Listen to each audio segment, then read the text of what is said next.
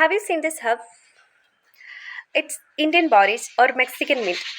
In Kerala, we call it as panikurka. It have lot of qualities to treat various disease. It's an amazing remedy for cough and cold. For treating this, what you have to do is just take the clean leaves and crush it well.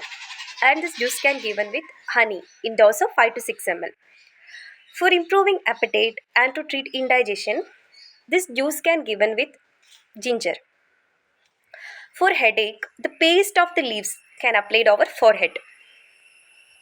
For intestinal worms, this juice can mix it with hot water. And it is also beneficial for urinary and kidney calculi.